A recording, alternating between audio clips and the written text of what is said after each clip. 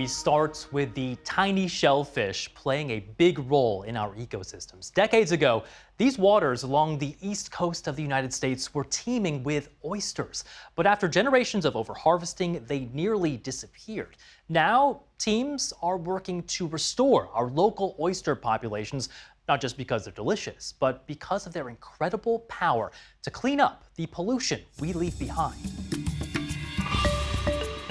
The waterways of the Chesapeake Bay stretch across 6 states, with millions of people living near its shores. It's one of the world's largest estuaries, but also one of the most polluted. Now, a small, sometimes overlooked creature is being restored to help us clean up the mess. Oysters are making a comeback. I look at each oyster as a living water treatment plant. They're essentially like the kidneys of the Chesapeake Bay. Oysters are more than just a happy hour delicacy. These are water filtering powerhouses, removing the pollution from our cities and the excess fertilizer that escapes from our farms. In fact, a single adult oyster can filter up to 50 gallons or nearly 200 liters of water per day. Oysters help to filter out sediments and pollutants that jeopardize water quality. They create habitat for about 300 different species. So in a way, they're like the coral reefs of the Chesapeake Bay. The Chesapeake was once teeming with oysters, but after decades of overharvesting, the population was nearly wiped out, reaching about 1% of historic levels. The resource almost slipped between our fingers forever. By the time we got to the 90s, oysters were almost not even a blip on the radar in terms of the bushels being landed or harvested and brought back to the dock.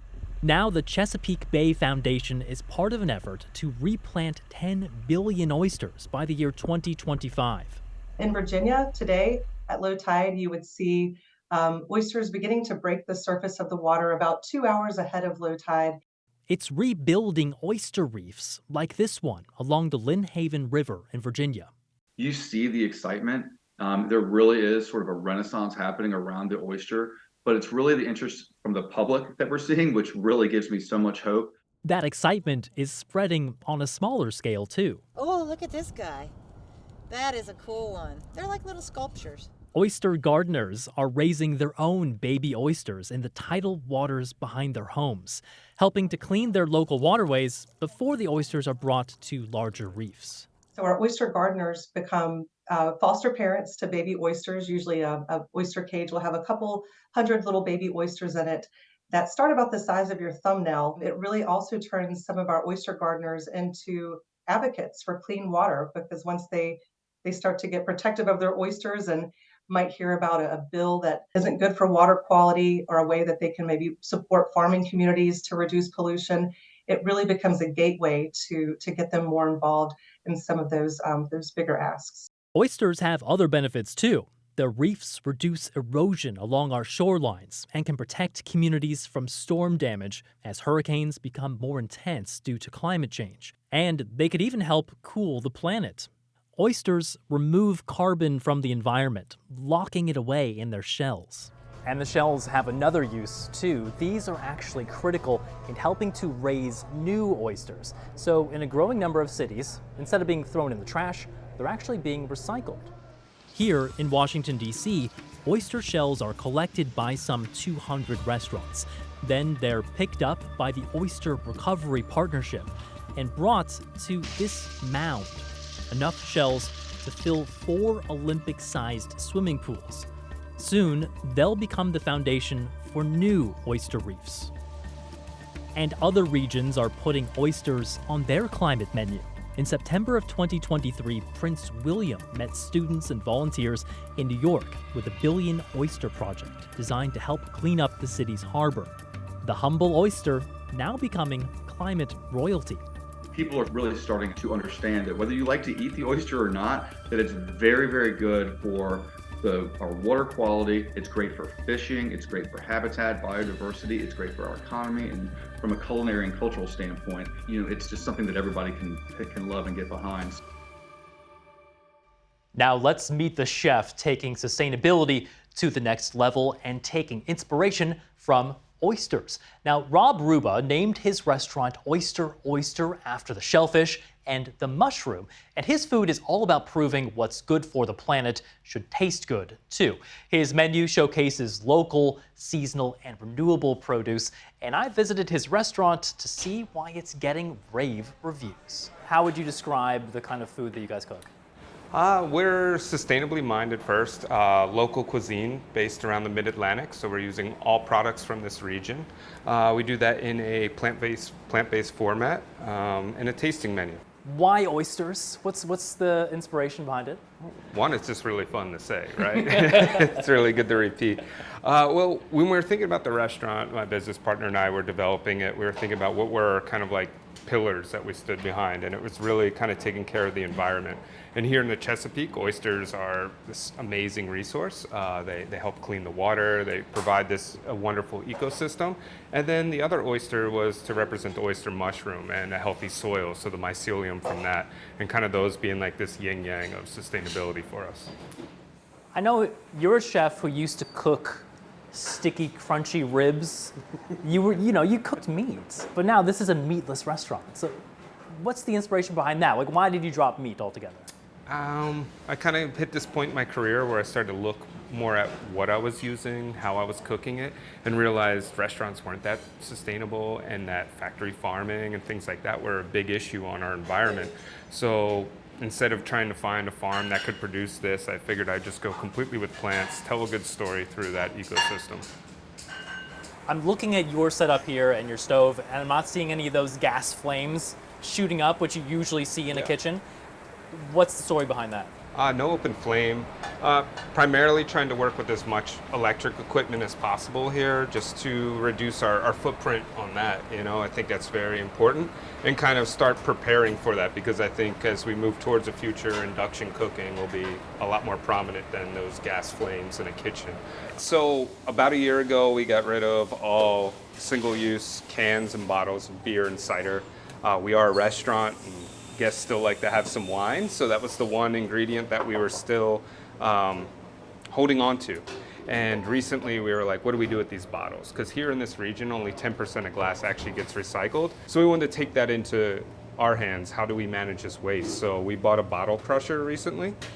So when the bottle, we drink our wine, we end up with an empty bottle like so. We send it to our ceramic artist material things, and we put it through a bottle crusher. It becomes sand, and then they bake the bottle back into a plate. So now So this used to be a glass bottle. That used to be a glass bottle. That's amazing. So wow. If you come here, twice a year, there's a good chance the plate you're eating off is the bottle of wine you drank from. So it's super That's cool. so cool.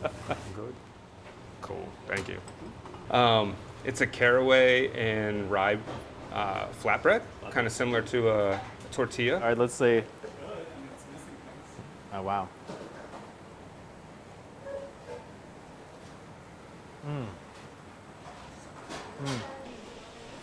What kind of conversations are you having with other chefs in the area about climate change, sustainability? It's harder. I never want to be too preachy with my peers, but I think it's just trying to get them on board with the basics, like start a composting program instead of just filling landfills with your trimmings every day. If you're not going to be able to have the time to figure out how to use them on the menu, at least be putting those into compost, right? Because at least we're making healthy soil and adding nutrients back to that and feeding more people rather than making gas in a landfill. When people come in to eat at your restaurant, I know you want to serve them a fantastic meal. Is there anything else you want them to go home with in terms of what they might be learning from your food? Yeah, we want it to be, I guess, cerebral in a way. Like on that walk home, you start to thinking about it a little bit. I hope, we don't want this to be a restaurant just for vegan and vegetarian diners. We want it to be for everyone. And hopefully it's the person who's a proud steak eater will then be like, that was really good. And their next restaurant they go to, when they're looking to pick up their appetizer, they're going to say, all right, maybe I'll go with that vegetarian appetizer instead. I think that's really important. It can be, frankly, kind of depressing seeing what's going on with the world, thinking about climate change. Some people feel like there's not much they can do about it. What way do you think food can help combat those negative feelings about the world right now? by making it delicious, right? Like we're doing things very mindfully here. We're doing things in a sustainable and responsible manner, whether that be how we're preparing it or who we're purchasing it from. And I think when you eat a meal like this and you experience that, that gives you hope. That is exciting. We know that this little restaurant itself isn't going to fix the world with what we do, but we hope that it inspires the next generation, the next person, and together as a collective, we'll make a bigger impact.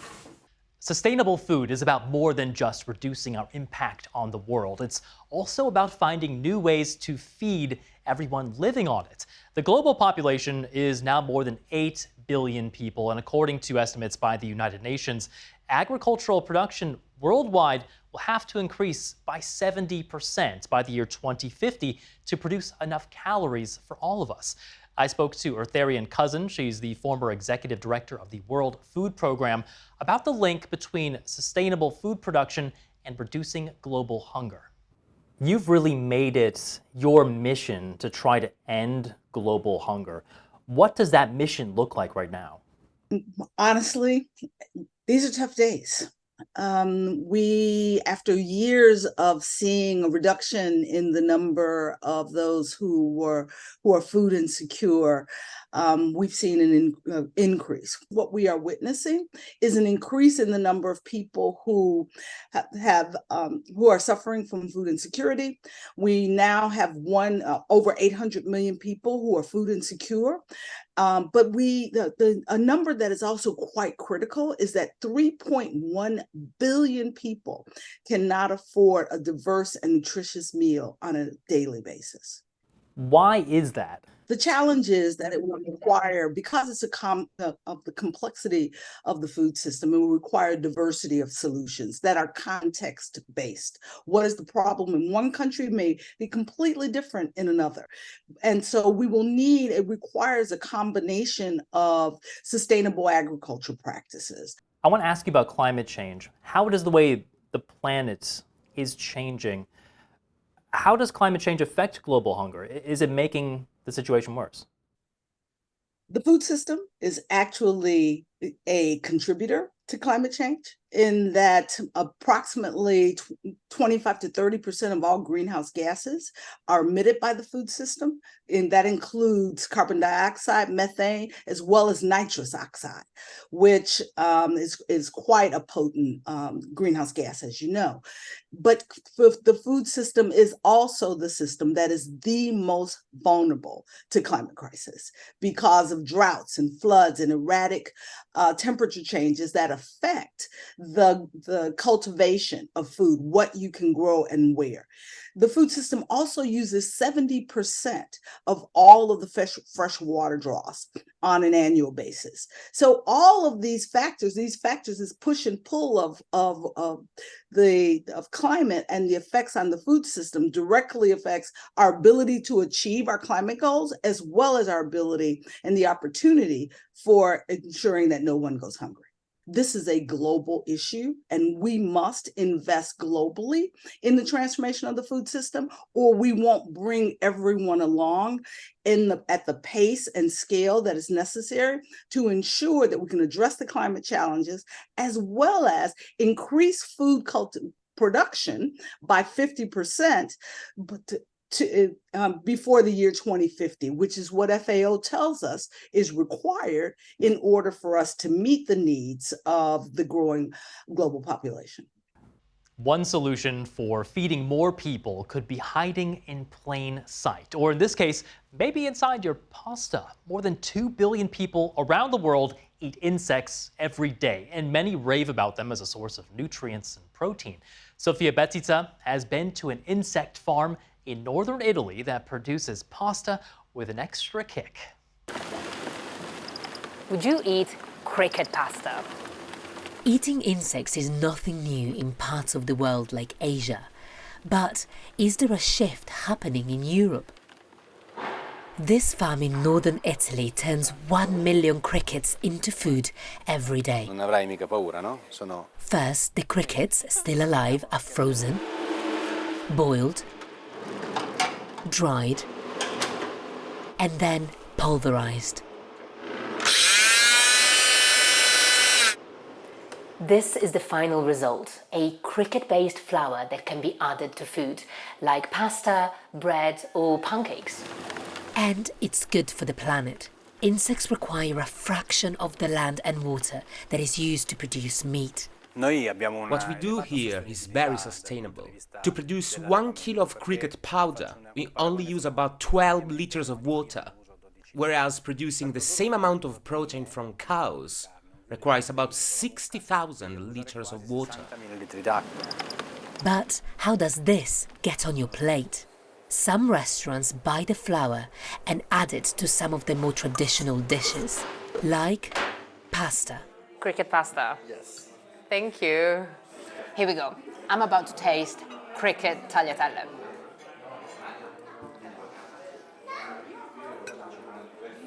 This is really good. It tastes like normal pasta. I would not be able to tell that this is cricket-based flour. Well, eating meat can have a big impact on the planet. And us Americans, we're the biggest carnivores of them all, eating more meat per person than any other nation. Could eating insects instead be healthier for us and for the planet? I asked One America Foundation Endowed Chair Amro Aweshi. Professor, thank you for joining us. First of all, can you walk us through some of the benefits, although it might be a little bit creepy for some of us, but some of the benefits of eating insects? I think insects are an important source of protein, and in a lot of places all over the world, they're actually used as a primary source of protein in feed for people. They use that, instead of beef or chicken that we might use here in the US. And so maybe you can start thinking about maybe some of the flour you're using to be insect flour or protein supplemented flour. As you mentioned, there are plenty of countries around the world that already eat insects. It's totally normal. Why not in a Western country? Why are we so squeamish about it? I honestly think it's just prior misconceptions. It's what we're used to. It's what we see. It's what we have. And I can understand, the big hurdle people have or this misconception that we have, but insect feed can be used in a lot of different ways. So for instance, about half of the impact, the greenhouse gas emissions that come from beef production is for the feed for that animal. So the feed that's generated so the cow can grow before it's slaughtered. And so if you think about, well, how can we change that feed? How can we reduce that impact? Well, we can use insect protein as feed for that animal. So we can reduce by about 50%, almost half the impact of beef production just by changing the feed that they have. Another thing that a lot of us don't think about is pet food. Okay, so a lot of animal protein, beef, chicken, goes into pet food. And at the end of the day, the goal is to get that same protein value for your pet. And, you're usually not eating your pet food, but can you think about maybe how we can supplement that with some insect protein? I know you've actually written as well that the world will be in danger of running out of protein. Talk to us a bit about that and why that is a worry for the future. By 2050, we're going to have about 10 billion people. And just to continue the amount of growth, we're going to need a lot of land to create protein for these people. There simply isn't enough earth available. And so just because, beef or chicken, there's a lot of land that's required for every gram of protein. Insect feed, it's exponentially less land that's needed. And so that's another way that we can kind of make sure that there's enough protein feed available for mankind. From the supermarket to your takeout lunch, a lot of our food these days comes with an extra climate cost. Plastic packaging. Plastic pollution can damage habitats and harm marine life. Small bits of microplastic have been found as far away as Antarctica. But there are some companies working hard to find new ways to wrap up our food, including 2022 Earthshot Prize winner Notpla, which is short for Not Plastic. Based in London, it's developed an edible bubble called an OHO to replace plastic water bottles, and a plastic alternative called Notpla, which is made from seaweed. Its products include a coating for takeout boxes, paper made from seaweed pulp, and even disposable silverware, also made from seaweed. I spoke to Hoa Doan from Notpla about their mission to create a world without single-use plastics. Could you just paint us a picture, describe for us what it's like, the state of plastic packaging if you're in a grocery store, if you're in a restaurant or cafe? I mean, what does it look like in terms of the way that food makes it into our hands? If you think about globally, there's about 140 million tons of plastic being produced a year, and at least half of those are plastic packaging. And we know that for a lot of these plastic packaging, only a very small amount ever get recycled. So if you go to a cafes where you pick up your disposable coffee cups, you know that there will be a plastic lining in it, and a bag of crisps that you could eat within 5 minutes. The packaging itself will last at least 100 years or more. So that is currently the plastic pollution crisis that we currently face, and packaging really contribute a very large amount of that. You have this entire range of interesting ways of trying to replace plastic in packaging. You've got different kinds of food containers, replacing plastic cutlery with more sustainable cutlery. How does this all work? Can you just kind of walk us through some of these innovations? We are pioneering the use of seaweed and plants to create packaging that is edible, compostable, and for some case can also be recycled as well. We have a quite big range of products coming from Ohos, which is our edible products that was invented to replace plastic bottles. So the seaweed membrane that can hold liquids, to some of more common household products like takeaway food boxes, where you can normally is an invisible to the human eye, but there's always a plastic lining within it. And what we have been able to pioneer is really replace a plastic lining with a seaweed-based lining. So it means that you can consume your takeaway food without any guilt, knowing that the food package can either be compost or can be recycled safely. Why is using seaweed more sustainable than using other materials? So seaweed is an incredible source of material. Seaweed can grow very quickly in terms of meters per day, and it doesn't require any land or fertilizer. So we know that seaweed is a very sustainable material. The future is no longer plastic. And finally, it's time to ride a slightly different sustainable trend, using mushrooms to develop a plastic-free surfboard. That's what one Welsh surfer has been trying out. Sustainability should be the bottom line of every project and every product for me. So if I was going to do a surfboard, the first thing I wanted to look at was how I could help the environment. A surfboard made from mushrooms. It sounds a little bit crazy, but it's a way to get away from polystyrene, polyurethane and resin boards that can sit in landfill, they can sit and not decompose for hundreds to thousands of years.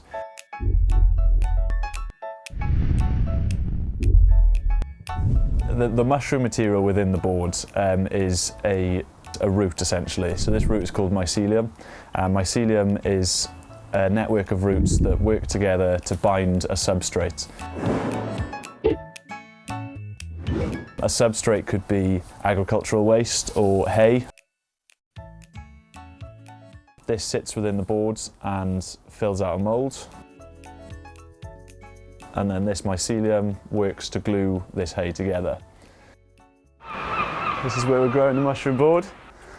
It's nothing too special for yet, but it's a good place to prototype. All trial and error, so we're learning loads of little things about temperature, how to grow it, where to grow it. And before we go, a quick reminder, if you want to get more from Future Earth delivered each week directly to your inbox, sign up for the Future Earth newsletter. In it, you'll find behind-the-scenes reporting from me, the week's top climate stories, and insights from our entire BBC climate change team. I'm Carl Nasman. Thanks for watching Future Earth.